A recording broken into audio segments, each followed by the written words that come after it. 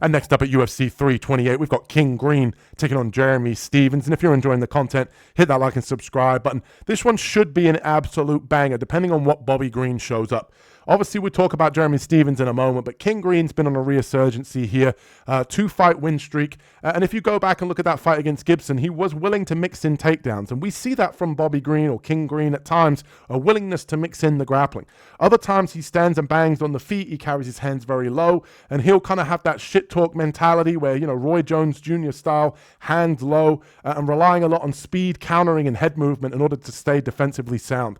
The problem with this particular matchup here against Jeremy Stephens is if Green comes in and mixes in takedowns, I definitely think that he should be the rightful favorite, the big favorite, because he will come in, he will wrestle, and Stephens struggles to defend takedowns, especially at this point in his career.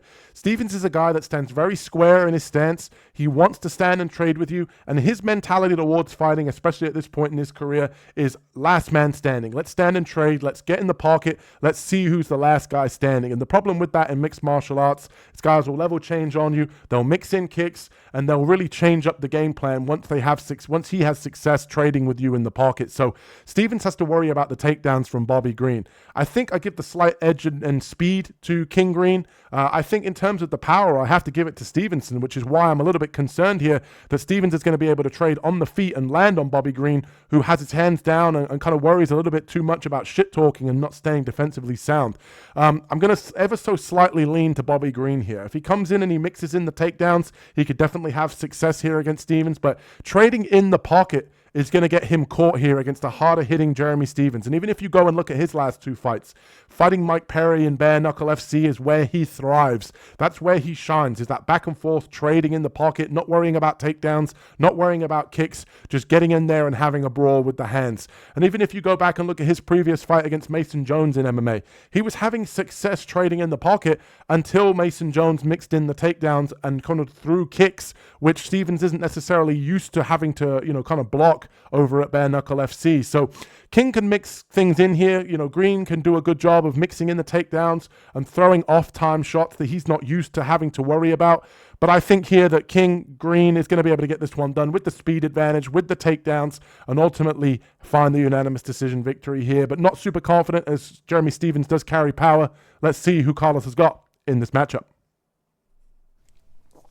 Okay, in this fight, I'm going to take King Green to get it done.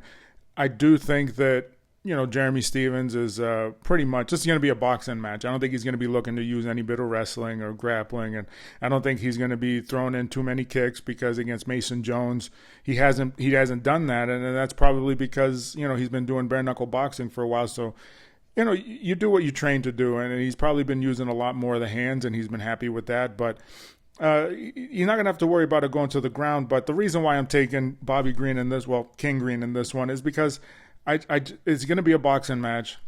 Jeremy Stephens is not a guy that throws in combination. If you're going to throw against Green, you have to throw in combination. He's going to move his head out of the first one, the second one. Doesn't really bring his hands up, but likes to stay in front of you. Doesn't move his feet, but likes to use a little bit of side to side, a little bob and weave head movement. Likes to pull back every now and again. And if you're throwing combinations against somebody like that, and you've seen it in the past, like Green gets caught and he goes down.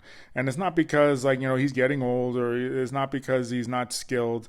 He's fighting with his hands down, and he's using his speed, his athleticism. And right now he still has pretty decent reaction time. But, you can tell he's slowing down a little bit. But even if he was young and, he was a killer and he fights with his hands down, and you're going to pull back and you're going to lean side to side and you're going to try to slip, you're going to get caught if somebody throws more than one or two punches at a time. And that's just how Jeremy Stephens fights. He doesn't, it's good to clean up. And when you say clean up, that means throw the hook, whether it's the right or the left hook.